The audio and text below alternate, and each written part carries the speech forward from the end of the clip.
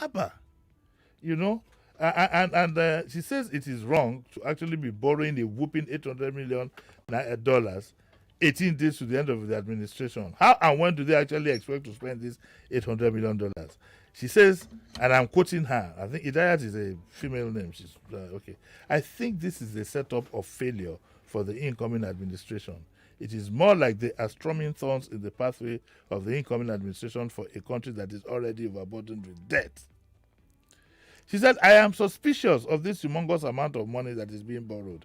It is more or less like a handout or parting gift to officials who served under Buhari. The executive director of the Resource Center for Human Rights and Civic Education, Dr. Ibrahim Zikirulai, says most of the loans taken by the government were collected without proper scrutiny. That is true. And oversight.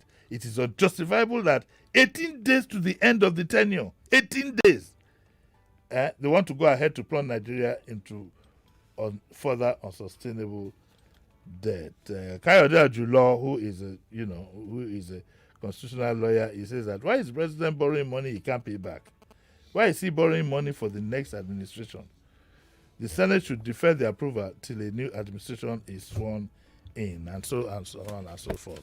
Good luck to Nigeria. And unfortunately, we don't. When I was saying 2 days ago that I wasn't interested in anything National Assembly, people probably didn't understand. From the word go, from the set go, you shouldn't have a Senate president or speaker who is in concert with the president. And here these senators are looking towards the president to give them a Senate, towards the president to give them a Senate president. Wherein lies the balance? That's why you would have this kind of request being made. If you had a strong independent Senate, no government would even contemplate this in the first instance. But guess what? If care is not taken, it might just very well see through. Let's move to the next one. Yes, and the next story is still Daily Trust newspaper, coming from Daily Trust, page 10. Tinubu left for Europe to reduce distraction, spokesperson. Nah. Listen, let's all stop this. Let's stop this. Let us stop this. And Tinubu needs some. This is where I remember Angela Ajetumobi, who said that this government will keep explaining everything that it does. Would need to explain. What we do know is that he has a medical problem. You can't run away from that. And his doctors are abroad. You can't run away from that. If he's going for treatment, he's going for treatment. I don't like all these boogies to reduce distraction. He says here, one of Tinubu's aides disclosed this, and he said Tinubu left Abuja with some of his key aides. He will use the opportunity of the trip to fine-tune the transition plans and programs and his policy options. He can go to Calabar. He needs to be on ground now. He can go to Calabar. He can go to, what's this place now? I think Buhari went there also. Where's that? This place in Calabar now. Obudu. Obudu. Okay. Yes, there are so many places. He's now president-elect. They can lock him up in a military base, and only those who want to see him can see him. So this idea of going to Europe, if this is the style of governance, heaven help us all. The other reason that is occurring to me is that I hope it's not that Baba is trying to avoid being put in the witness box at these electoral tribunal things. I don't know how it works. I'd have loved if I could ask a lawyer that would his personal presence be needed. Obi is there. He sent somebody to represent him. No, you should come yourself if you want to. And so, but for God's sake, when you're going to throw out these things, learn that and know that there are people who are intelligent and can see through these things. So you have to work harder. I don't like this back and forth. I don't like it. It doesn't look good. It doesn't look right. You know, your president. I don't even like the fact that he's receiving treatment abroad. That's a security risk. That's a security risk. Only God knows what kind of these people can put through his body. We fear for that because there are all kinds of things. I remember what's his name now? Blade was here. There are all kinds of injections about him giving to somebody. He can even determine his behavioral pattern and so on and so forth. So I don't know. I don't know how this is going to work out. In all honesty, he just came back not up to a week ago. About 2 weeks. About 2 weeks ago. No. Tell us what it is. Once you tell us what it is, we will rant, we will huff and puff, we won't blow the house down. But at least we will have that satisfaction that nobody is thinking that all Nigerians are stupid. We are not. We are not. And Rahman has to buckle up and go and look for stronger reasons why his principal keeps going up and down like a yo-yo to the Western world. He's president-elect of Nigeria. By now, all consultations and whatever should be done here. He says here that he's going to. He says it says during the visit, the president-elect will engage with investors and other key allies. Excuse me, investors will come here. That's the way it works. It's not yet time for you to say you're going anywhere. You're not yet the president, but I can assure you, those who mean to do business with Nigeria already, he's seen them and they're probably coming here. So that doesn't hold water. I don't believe it. I'm sorry. I don't believe it. He's holding investors and other key allies with the goal of marketing investment opportunities in the country. I'm sorry. I don't believe it. I don't believe all this. Let's stop this. Already meetings with multi-sectoral actors in Europe's business community, including manufacturing, agri-tech, and energy. I beg second base, Jerry. I don't. Yeah, next one. Let's take the next story here. That's from the Punch newspaper on page 6, and it reads: Lagos State government engages steel makers to end building collapse. Again, another PR disaster. Building collapse is not because you can't get good steel. Building collapse happens because people deliberately cut corners. That's where the solution lies in naming them and shaming them and making sure that they face the punishment according to the law to set an example. Why is it that most of these buildings that go down, they are not the mansions that people want to live in? Why are these houses always houses you want to give out to other people? So this, again, who said this now? The Director General of Safety Commission, Mojola, and he said they're training 60 workers. That is good, but please don't tell us that to prevent building collapse. Building collapse is deliberate. People are cutting corners. We have the materials. We have the expertise. It's the greed of the elite that is causing this, and their own mansions don't go down. Their own mansions don't go down. Usually, you find it's always like developer trying to squeeze people into a house that is not properly structured and cutting corners and making money. That's where the problem lies. So if you want to train, yes, it's nice that you want to train people, but please don't tell us that it's to end building collapse. To end building collapse, go after them. By now, we'll be making so much noise, we expect that, okay, the latest one at least, this latest one, you should be telling us who owns the place, who is the builder, who has compromised what. But it will go through the same. You set up a panel, you won't know who owns what, you won't know who did what. They will present this thing to the governor in camera, in front of cameras and so on and so forth, and it ends there, and bingo. Not up to another 1 month, another one is going down. I think we've about said enough of this, and the same thing with noise pollution. The story says that the Lagos State has called on concerned parties involved in environmental matters in the state to contribute towards realization of a peaceful and secure environment that aligns with the vision of a smart city. This was Tunji Bello talking about noise pollution. Noise pollution, to eradicate it is very simple. Make examples of people. It's as simple as that. And La Sepa started on quite well, but I suspect that political considerations got involved somewhere along the line. And the same thing with the environment. I've always said that, look, instead of chasing people who mess up the environment, go after owners of houses in front of where all these things take place and the land. By the time you seize 1 or 2 houses and turn it into a public library, or you seize land and build low-cost housing in certain areas, people will sit up. After all, these people, you go to Europe, they go everywhere, you dare not drop a piece of paper. I don't know about Benin Republic of now, but Benin Republic that I used to go years back, you drop a piece of paper, you sweep the road. You need to make examples of people. Look at traffic. Traffic is a complete mess. What I saw yesterday going and coming from Surulere was unimaginable. And a lot of it centered on indiscipline. Ijora, I keep saying, Ijora now, there's a village coming up in Ijora by that National Theatre axis. They are now even building some structures with blocks. The government should act now. Under the bridges have become a mini estate. What fancy? Okay, so tomorrow now, when it becomes impossible and you want to raid, now they're trying to raid the beachfront at Igwefon and those areas. Yeah. Now everybody's the coastal areas. the coastal areas. Everybody's saying that the government is wicked, but you could have nipped this in the bud. We're now giving you notice.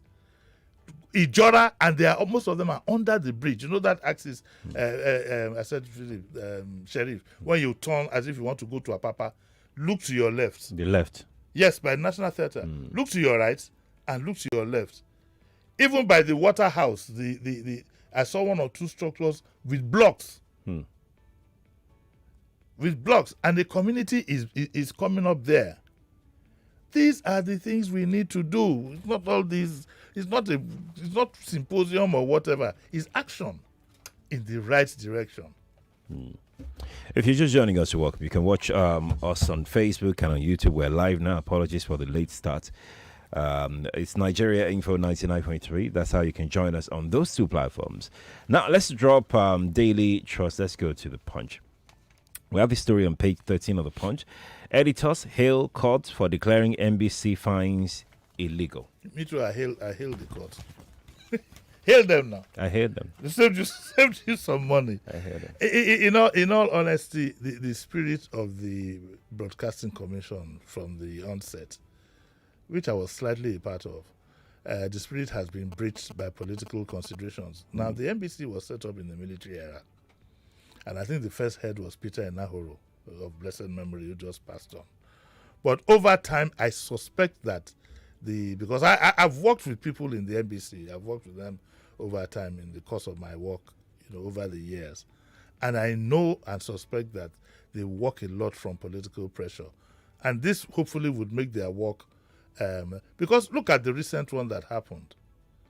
Somebody writes a letter, issues a directive to more or less like that, and bingo, a fine props up. And you cannot, it's just not fair for you to be the prosecutor, the jury, without even giving the defendant. And these fines usually come without much defense. You're not given much allowance for defense.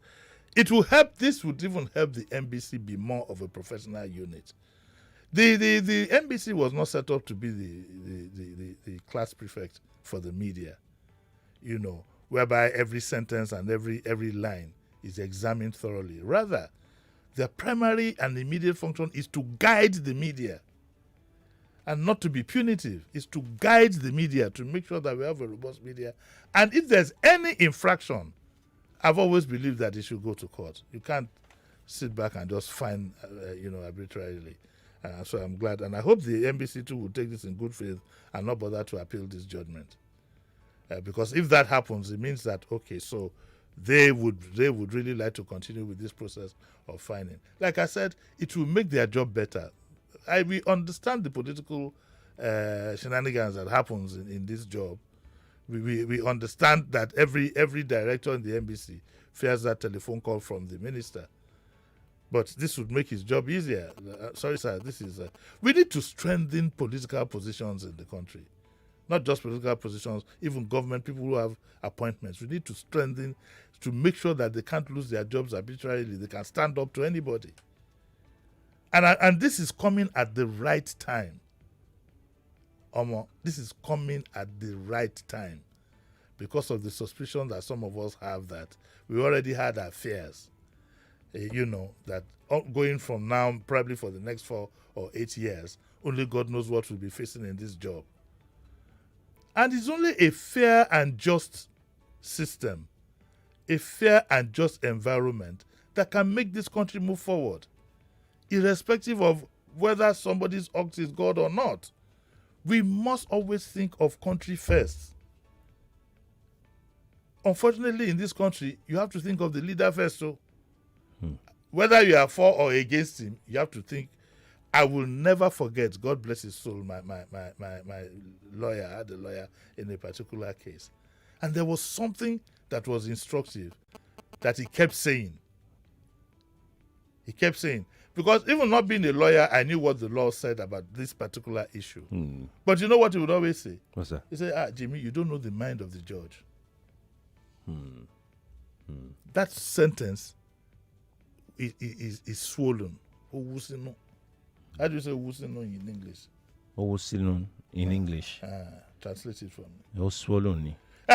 Oswolon. Oswolon. Oswolon. Oswolon inside. It's heavy. It's loaded. It's loaded. And look, you see, people in government should realize that you won't be there forever. Some of the things you do for your own personal whatever is going to come back to haunt you. Let us all resolve to build a nation that works for almost. No nation works for everybody. No environment does that. But the majority of the people, and even for those who is not working for, would have hope in the system. But some of the things that we see, like this loan that the government wants to take, how come no senator stood up yesterday vehemently to say that no, it shouldn't happen? It's because, and I will tell you the truth, it's because as soon as it was announced yesterday, it won't be impossible that you'll find them rushing to send in their own list of beneficiaries. Oh yes, it's a racket. They said they have a register. Who is your name on the register? No, my name is not there. Are you not? I possibly don't need it. Why don't everybody could do with 5K every month? No, you can't. What do you mean? But you can't. How? What do you mean? No. I'm an elderly man. I'm a pensioner. No, you are not. You are not a pensioner. What am I? You are here in this studio now working. This is a pastime. Pastime. But it's work. It's work now. But I'm not a salary earner. But you are not a pensioner either. I'm a stipend earner. Well, we don't now want to say what that stipend is. I was going to go there. Like I beat you to it. I beat you to it. I beat you to it. But if you hear the level of fraud that was in that trader money, whatever, yeah. Oh my God. No, but how do you track such a money? I mean, how? You don't have. It's cash you're giving to people. How do you track it? Like I said, we borrow things without thinking. In the United Kingdom, over the years, for example, if you are on benefits, only God knows how many years back, it is so well guarded. Do you understand what I'm saying? It's that, and it's so well monitored. So if tomorrow the UK government says that we want to give money to the vulnerable, they already have a working list of vulnerable people, not a list that was put together for an exercise. And you know the funny thing about this social safety net, whatever register they call it, is we don't know whether they review this register to know who amongst the people on this list is still alive or has left that demographic. How many you want to give in a country of 200 million? Okay, you say you want to give 10 million. 10 million homes. Are you telling me that it's only 10 million homes that are vulnerable? How did you do it? According to them, if you are not careful, Lagos State alone can sink that 10 million. Of people. Yes. Lagos State alone can sink. By the time you take 10 households in Ilasamaja and all those densely populated areas. I mean, we can't rule out fraud. A very good example is Salim Ahmed, the former Minister of Works under Buhari.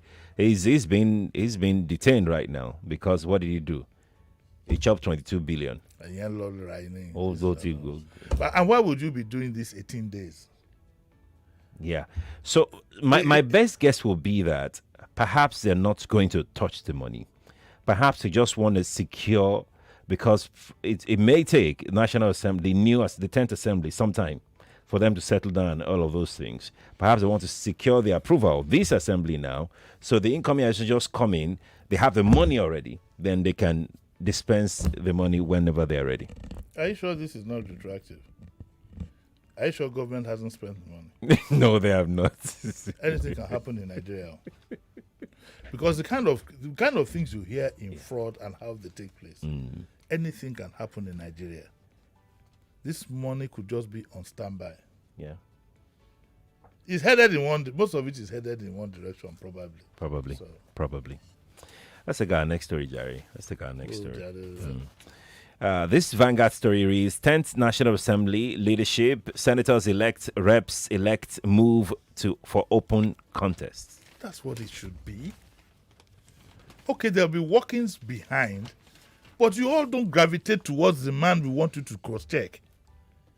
People don't understand what the National Assembly is supposed to be doing. Oh, the president has now agreed that he should go to the South with the party.